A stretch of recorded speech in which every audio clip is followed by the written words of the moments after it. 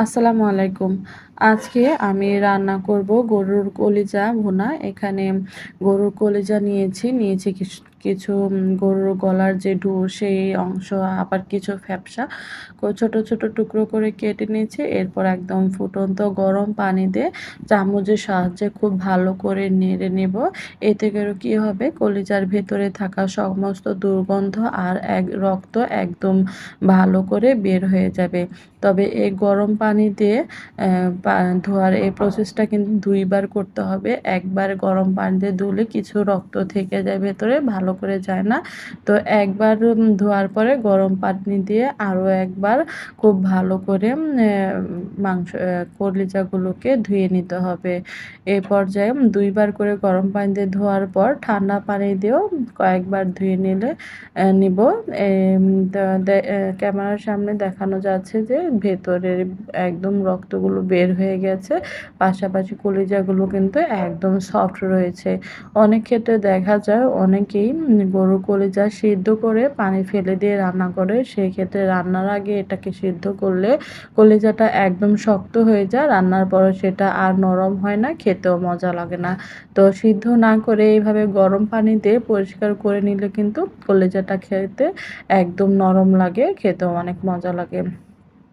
কলিজাগুলোর পানি ঝরিয়ে নিয়েছি। এরপর পরিমাণ মতো তেলে পেঁয়াজটা কিছুটা লাল করে ভেজে নেব। দিচ্ছি কিছু আস্ত গরম মশলা। গরম মশলাগুলোকে পানি দিয়ে ধুয়ে দিয়েছি, কারণ গরম মশলা অনেক ধরনের ময়লা থাকে। পেঁয়াজের সাথে গরম মশলাগুলোকে কিছুক্ষণ ভেজে নিয়েছি। এরপর আমি যেহেতু এখানে ২.৫ কেজি গরুর কলিজা নিয়েছি, তা আমি ৫ চামচ আদা রসুন বাটা দিয়ে খুব ভালো করে একটু ভেজে নিচ্ছি। এরপর ৪ চামচ মিক্স মশলার গুঁড়া, ১ চামচ জিরার গুঁড়া, ১ চামচ লবণ, আদা রসুন পেঁয়াজের সাথে আরেকটু ভেজে নেব। ভেজে নেওয়ার পর পরিমাণ মতো পানি দিয়ে কষিয়ে নেব। আমি যে ব্লেন্ডারে আদা রসুন ব্লেন্ড করেছিলাম সেটার জগ দিয়ে একটু পানি দিয়ে দিচ্ছি। খুব ভালো করে মশলাটাকে কষিয়ে নিতে হবে, যেন এর ভেতরে কোনো মশলার ঘ্রাণ না থাকে। এরপর পানি ঝরিয়ে রাখা গরুর কলিজাগুলোকে দিয়ে মশলার সাথে খুব ভালো করে মিশিয়ে কষিয়ে নেব। তবে এক্ষেত্রে ঢাকনা দিয়ে কষানোর সময় অবশ্যই মিডিয়াম টু লো হিটে কষাতে হবে। আমি কিছু কাঁচা পেঁয়াজের কুচি দিয়ে দিচ্ছি, যেহেতু আমি গ্রেভিটা একটু ঘন করতে চাই। তবে আপনারা চাইলে নাও দিতে পারেন, আবার পেঁয়াজ বাটাও দিতে পারেন। ঢাকনা দিয়ে ঢেকে একদম মিডিয়াম টু লো আঁচে আমি বেশ কিছুক্ষণ কষিয়ে নিয়েছি। যখন দেখা যাবে যে এটার তেল বের হয়ে এসেছে, সেই পর্যায়ে পানি দিয়ে দেব। গরুর কলিজা রান্না করতে কিন্তু অনেক বেশি সময় লাগে না। মোটামুটি ৪০ থেকে ৪৫ মিনিট রান্না করলেই কিন্তু হয়। তবে কষানোর পর আমি মোটামুটি ৩০ মিনিটের মতো রান্না করেছিলাম।